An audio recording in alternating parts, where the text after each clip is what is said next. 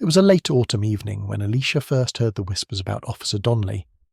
They weren't your typical rumours. These stories had a weight to them, a quiet undercurrent of fear that ran through the community. People avoided eye contact when his name came up, and the mention of his badge seemed to bring an invisible tension into the room. Don't forget to like and subscribe. It really helps the channel and keeps you updated on all our new content. Alicia had been investigating cases of police misconduct for months, and when she stumbled across Donnelly's name, it sent a chill down her spine. Donnelly wasn't just any officer. His reputation in the small town was notorious, not for any specific crimes, but for something far more insidious: his use of authority to manipulate, intimidate, and control. He had a network of allies within the department, and his reach extended far beyond his official duties. Alicia knew she was walking into dangerous territory, but the truth had a way of calling her forward, no matter the risks. She couldn't shake the feeling that Donnelly's power was being used for something more than just a personal vendetta. It wasn't just harassment. It was a systematic attempt to break down anyone who stood in his way, anyone who dared question the system he had created. Business owners, activists, and everyday citizens were all victims in his quiet war. No one spoke out because no one wanted to become his next target. Alicia met with her colleague, Stevens, to discuss what they'd uncovered. "We have to be careful," Stevens said, his brow furrowed. "This isn't just a couple of bad stops or random abuses of power. Donnelly has a method. He's carefully picking people off one by one, and we're the ones who might be next." Alicia nodded, her jaw clenched. "But we can't stop now. We have to expose what he's doing. People are suffering and we can't let it go on." Their first stop was Marcus, a local restaurant owner who had felt Donnelly's wrath after a routine traffic stop turned into something much darker. The restaurant's business had suffered since the incident, with city inspectors showing up unannounced, questioning permits, and searching for violations that didn't exist. As they sat across from Marcus, he leaned in, lowering his voice. "At first, I thought it was a coincidence, but after that stop, things started to fall apart. The inspections, the calls, the questions, it was like they were trying to find a way to ruin me." Alicia exchanged a glance with Stevens. They were beginning to see the pattern. Donnelly wasn't just targeting people, he was orchestrating their downfall. He wasn't content with minor abuses of power. No, this was about control, intimidation, and making sure that anyone who threatened his influence would pay the price. Marcus's voice trembled as he continued. "I never thought it would go this far. It's not just the police. The whole system is complicit. I'm not the only one. There are others, but no one dares speak up." The gravity of the situation settled on Alicia like a weight. She knew they had to act fast. Donnelly was a man of many faces, and the longer they waited, the deeper his grip on the community would become. But as they left Marcus's restaurant, Alicia couldn't shake the feeling that they were being watched. Something was shifting, and she wasn't sure if it was for the better or the worse. As the sun dipped beneath the horizon, Alicia and Stevens sat in their small, dimly lit office, the weight of the investigation pressing heavily on them. The walls, cluttered with evidence, photos, and scribbled notes, seemed to close in on them. Alicia's eyes flicked over the latest documents they had gathered, but her mind kept drifting back to the feeling of being watched. "We're getting closer," Stevens said quietly, breaking the silence. He was leaning over a map of the city, his finger tracing potential locations where Donnelly had been spotted, where his influence seemed to run the deepest. Alicia nodded, though she didn't feel convinced. The further they dug, the more intricate Donnelly's network of control seemed. Every lead they followed only revealed a deeper layer of manipulation. She glanced at the stack of testimonies, some written, others verbal, and wondered how many more people had been silenced by fear. The phone rang, cutting through her thoughts. She picked it up immediately. "It's Maria," Alicia said, her voice tinged with both relief and apprehension. Maria, the activist leader, had been a crucial ally. "What's up?" "We've got a lead," Maria's voice crackled through the receiver. "I've been talking to some of the locals, and it's worse than we thought. Donnelly's not just pulling people over, he's coercing them into silence. He's threatening them with things that go beyond just tickets. People are scared to talk to you, Alicia, but we found someone who's willing." Alicia's heart raced. This was the breakthrough they'd been waiting for. "Who is it?" Stevens asked. his hand resting on the phone as he exchanged a concerned look with Alicia. "It's Jamal," Maria replied. "The young man who was organising the youth programmes. He's ready to speak. He just needs your assurances." "We'll meet him tomorrow," Alicia said, hanging up the phone with renewed determination. "This is it. If Jamal talks, we'll have something real to work with." The next morning they met Maria and Jamal at the community centre. Jamal, looking nervous but resolute, stepped forward and sat at the table, his eyes darting around the room. "You sure about this?" Stevens asked, his tone soft but firm. Jamal nodded, swallowing hard. "I don't have much of a choice anymore. I can't keep hiding from this." As Jamal recounted his encounters with Donnelly, the full extent of the intimidation became clear. Donnelly had targeted him relentlessly, pulling him over for minor offences, asking invasive questions about his community work, even showing up at events where Jamal had been active, trying to plant seeds of doubt about his credibility. "They think they can scare us into quitting," Jamal said, his voice low, "but I'm not afraid anymore." Alicia's resolve hardened. This wasn't just a case of one bad cop. It was a systemic problem. Donnelly was using his badge as a weapon, and Jamal's testimony could be the key to exposing it all. But they weren't out of danger yet. Alicia knew that every step they took now would make them a target. "We'll make sure you're safe," Alicia promised. "We just need your story, Jamal. That's all we need." As they parted ways with Jamal, Maria's voice cut through the tension. "We can't let them silence us. If we rally the community, we can bring this to light."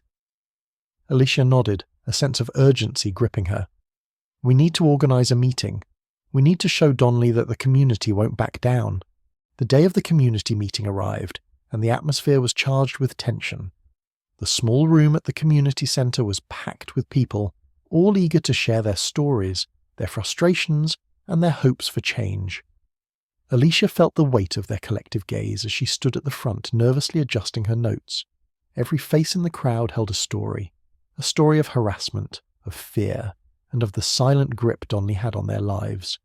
Stevens was by her side, scanning the room with a practiced eye. They had promised Jamal they would protect him, and this meeting was their chance to build a case, if they could manage to keep it from turning violent. Maria was in the back, quietly encouraging the attendees to speak up, creating an atmosphere of solidarity. "Remember, we're here to tell the truth," Alicia said, her voice steady but firm as she addressed the crowd. "The truth is our greatest weapon. We've been silenced long enough, but not anymore. Today, we take back our power." There was a murmur of agreement, but Alicia could feel the underlying unease. No one was truly free of fear. Even as they gathered to unite, they all knew that Donnelly's reach extended far beyond this room. Still, they pressed on. Jamal took the floor first, his hands shaking slightly but his voice clear as he recounted his own experiences with Donnelly's intimidation. The room grew silent as he spoke, the weight of his words sinking in. "I've been afraid for my life," Jamal said, his eyes scanning the room. "I've been afraid for my family. But I can't keep living like this. None of us can." His testimony struck a chord with the crowd. One by one, others began to share their own encounters with Donnelly. Some were minor infractions turned into power plays. Others were more severe, involving threats, harassment, and manipulation. Alicia took careful notes, her heart pounding with each new account. But just as the meeting seemed to be gaining momentum, a harsh knock on the door cut through the air. Everyone froze, and Alicia's stomach twisted into knots. "Who is it?" Maria asked, her voice tight with suspicion. The door creaked open, and standing in the doorway was none other than Donnelly himself, his uniform sharp and his expression cold. His eyes scanned the room, locking onto Alicia and Stevens before moving to the crowd of witnesses. "What's all this?" Donnelly's voice was low, laced with a dangerous calm. "You think you can just rally against me without consequences?" The room fell silent. Alicia's mind raced. This wasn't just a man who had been abusing his power. It was a man who was now directly confronting those who dared to challenge him. "Donnelly, we're just here to talk," Alicia said, her voice steady despite the fear bubbling inside her. "We're not going anywhere. We have every right to be here." Donnelly's lips curled into a smirk. "Rights? You think you have rights in my city? You've made a big mistake coming here." Stevens stepped forward, standing between Donnelly and the crowd. "You're not going to intimidate us anymore." For a long moment, Donnelly said nothing, his gaze cold and assessing. Then, with a shrug, he turned on his heel and walked out of the room, but not before sending one last glare over his shoulder. The door slammed behind him, and the room exhaled collectively. "We're not done," Alicia muttered under her breath, trying to steady her nerves. "We're just getting started." But Donnelly's visit had changed the atmosphere. The fear in the room was palpable now. People were looking around, whispering to each other, unsure of what would happen next. Some were even starting to leave, their faces filled with doubt. Maria approached Alicia, her eyes narrow with determination. "We can't let him do this. We need more people. People who aren't afraid to stand up to him." Alicia nodded. They had come this far. They couldn't let fear turn them back now. "We'll gather more testimonies. We'll get the press involved. If we can get the community behind us, we'll expose him for what he really is." The meeting ended soon after, with mixed emotions in the air. Some were emboldened by Jamal's courage, others were rattled by Donnelly's interruption. Alicia's mind raced as she and Stevens gathered their materials. There was no turning back now. They were going up against more than just a corrupt officer. They were challenging a system that had allowed him to operate unchecked for far too long. As they stepped outside into the evening air, Alicia felt the weight of the fight ahead. Donnelly's threat was real, but so was the resolve in the hearts of the people they had met today. They had found their strength in unity, and no matter what came next, Alicia knew they were ready for whatever Donnelly would throw at them. The days after the community meeting were tense. Alicia and Stevens worked tirelessly to gather more testimonies, reach out to local journalists, and make sure their evidence was airtight. Word had spread about Donnelly's harassment, and slowly but surely more people began to come forward. They spoke of his intimidation tactics, of the way he manipulated the system to make people afraid to speak out. Jamal, despite his earlier fears, had found the courage to speak up, and his story became the cornerstone of their case. But as the pressure mounted, so did the danger. Alicia could feel it in the air, the ominous weight of Donnelly's threat. He wasn't going to let this slide. He would do whatever it took to silence them. But Alicia wasn't afraid. She couldn't afford to be. Not now, not when they were so close. One afternoon, Alicia received an anonymous tip. A local activist had managed to capture footage of Donnelly's harassment during a routine traffic stop. The video wasn't just disturbing, it was damning. It showed Donnelly pulling over a group of young activists, questioning them without cause, and using his position to intimidate and harass them. It was exactly the kind of evidence they needed to bring him down. With the video in hand, Alicia made a call to the local news outlet, arranging for an exclusive interview. She knew the moment this footage aired, Donnelly's world would start to crumble. But there was one problem. Donnelly had his own supporters. The media would be just as divided. Some would rally behind the truth, while others would attempt to discredit their efforts. The night before the broadcast, Alicia sat at her kitchen table, the weight of everything on her shoulders. She knew there was no turning back. The next day, everything would change, whether it was for better or worse. Her phone buzzed, pulling her from her thoughts. It was Stevens. "They're here," the message read. "We need to move fast." Alicia's heart skipped a beat. She grabbed her coat and rushed out of the apartment. The streets were eerily quiet as she made her way to the community centre, where they had planned to meet. The closer she got, the more she felt the unease settling in her bones. Donnelly wasn't the type to back down easily, and she had a feeling he would make his move tonight. When she arrived, Stevens was already there, his face tense. "We don't have much time," he said, looking over his shoulder. "Donnelly knows. He's already sent someone to watch the broadcast." Alicia took a deep breath. "We knew this wouldn't be easy, but we can't stop now. We have to expose him." Together they reviewed the plan. The broadcast was set to air at midnight, and they needed to ensure it reached as many eyes as possible. They called in every favour they could, ensuring the community would be watching. They would make sure the world saw Donnelly for what he truly was, an abuser of power, a man who had used fear and intimidation to control people. Midnight came, and the broadcast began. Alicia and Stevens watched from a small back room, their hearts pounding in anticipation. The footage played, a clear, undeniable record of Donnelly's actions. The camera zoomed in on his aggressive questioning, the way he wielded his authority to silence and control.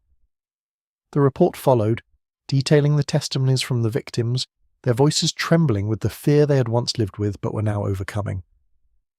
As the video aired, Alicia's phone rang. It was Maria. "It's working," she said, her voice full of relief. "People are starting to talk. Donnelly can't hide anymore." But as Alicia glanced at the screen, her stomach dropped. Donnelly had responded swiftly.